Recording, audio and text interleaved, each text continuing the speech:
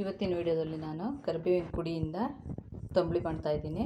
ಅದನ್ನು ಮಾಡಲಿಕ್ಕೆ ಕರಿಬೇವಿನ ಪುಡಿ, ಕಾಯಿ, ಮೊಸರು, ಜೀರಿಗೆ, ಸಾಸಿವೆ, ಉಪ್ಪು, ಮೆಣಸು ಹೇಗೆ ಮಾಡೋದು ಅಂತ ತೋರಿಸ್ತೀನಿ. ಒಂದು ಬಾಣಲಿ ತಗೊಂಡು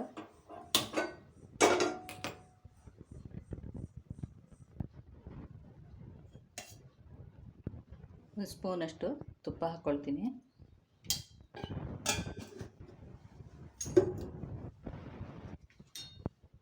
ಜೀರಿಗೆ ಹಾಕ್ಕೊಳ್ತೀನಿ.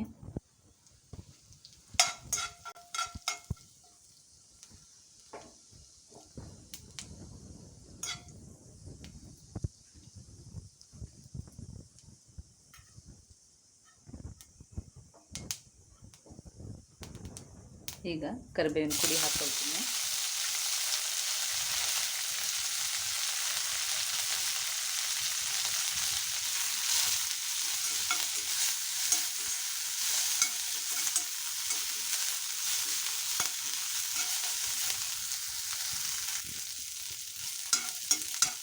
ಇದನ್ನು ಮೀಡಿಯಮ್ ಫ್ಲೇಮಲ್ಲೇ ಹುರ್ಕೊಳ್ಬೇಕು ಚೆನ್ನಾಗಿ.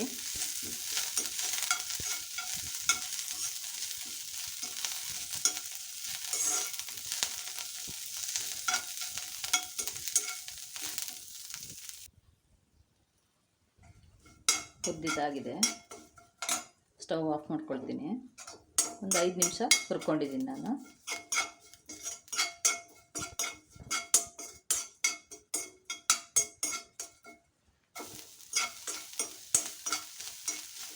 ಇದಕ್ಕೆ ಕಾಯಿ ಹಾಕ್ಕೊಂಡೆ. ಬಾಣಲಿ ಬಿಸಿಲೇ ಸ್ವಲ್ಪ ಹುರ್ಕೊಳ್ತೀನಿ.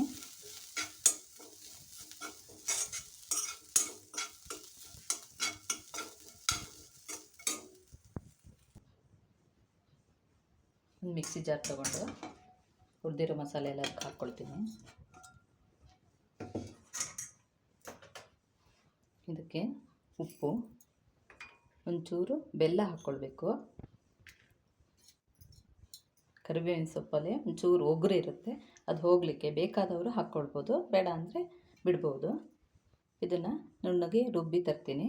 ಮೊಸರು ಹಾಕ್ಕೊಂಡು ರುಬ್ತೀನಿ. ರುಬ್ಬಿದ್ದಾಗಿದೆ. ಇದನ್ನೊಂದು ಪಾತ್ರೆಗೆ ಹಾಕ್ಕೊಳ್ತೀನಿ. ಇದಕ್ಕೆ ನಾನು ಸ್ವಲ್ಪ ಮಜ್ಜಿಗೆ ಸೇರಿಸ್ಕೊಂಡು ಮಿಕ್ಸಿ ಜಾರ್ ತೊಳೆದು ಹಾಕ್ತೀನಿ.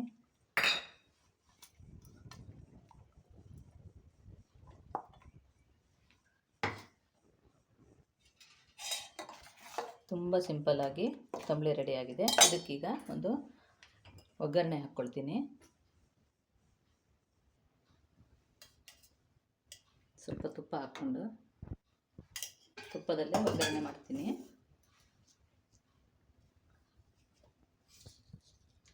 ಸಾಸಿವೆ, ಮೆಣಸು, ಕರಿಬೇವು ಹಾಕ್ಕೊಳ್ತೀನಿ.